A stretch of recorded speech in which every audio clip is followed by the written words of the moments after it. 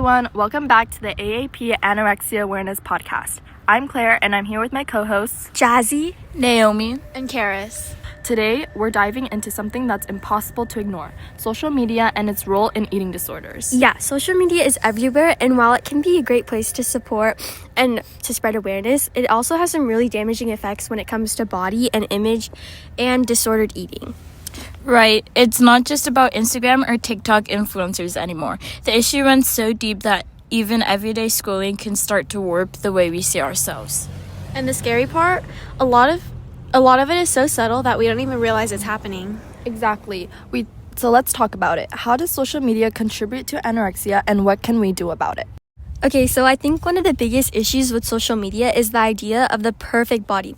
Whether it's like fitness, influencers, models, or just some random people posting, there's always an image of what we're supposed to look like. Yeah, and a lot of those pictures aren't even real. Filters, editing, lighting, people don't actually look like that in real life. But when you see it every single day, it starts to feel like that's the standard. I know for me, even when I was aware of how fake a lot of it was, I still found myself comparing my body to these unrealistic images. It's like it's edited, but your brain doesn't really care. That's a really good point. Like, logically, we know these people have professional lighting, angles, maybe even Photoshop, but emotionally, it still affects us. Another thing that I think really fuels anorexia on social media is the diet culture, because some people promote unhealthy dieting on social media. Yes, and it's not just about weight loss. Some of these trends disguise themselves as health or clean eating when really they're just restrictive dieting in disguise. Exactly, and then there are things like the almond mom trend, where parents, especially moms, encourage disordered eating without realizing it. Like, oh, just have an almond if you're hungry. That mindset is everywhere. Yeah, and it's especially dangerous because a lot of this content isn't even flagged as harmful. Some of these videos go viral, and before you know it, millions of people are seeing them. And not just seeing them, internalizing them. Let's talk about how social media platforms actually push this kind of content. The algorithm literally learns what you interact with and then shows you more of it. Yeah, and for someone who's already struggling with body image or disordered eating, that's really dangerous. If you like one fitness video, suddenly your whole feed is filled with thinspiration or extreme weight loss tips. And the worst part, some of this content is straight up pro-anorexia. There are entire communities where people encourage each other to eat less, share tips on how to suppress hunger, or post body-checking photos. That's terrifying, and even if the platform takes down certain hashtags, people find ways around it. They use coded language, abbreviations, or emojis to keep sharing harmful content.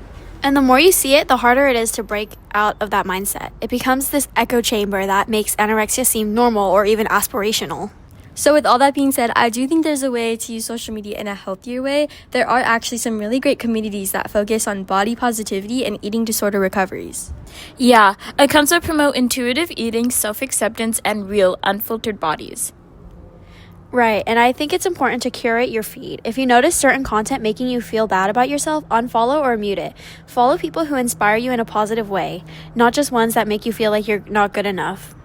That's such a good tip. Social media is powerful, but we do have some control over what we engage with. It's okay to step away or take breaks if it's affecting your mental health. I guess my biggest takeaway from this conversation is that social media isn't inherently bad, but we have to be super mindful of how we use it. Absolutely. And if you're struggling with body image or distorted eating, know that you're not alone. There are real people who care about you and want to help. And if you're noticing someone else engaging in unhealthy behaviors, don't be afraid to check in on them. Sometimes a simple, hey, are you okay, can make a huge difference. Such important points. All right, that wraps up this episode of the AAP Anorexia Awareness Podcast.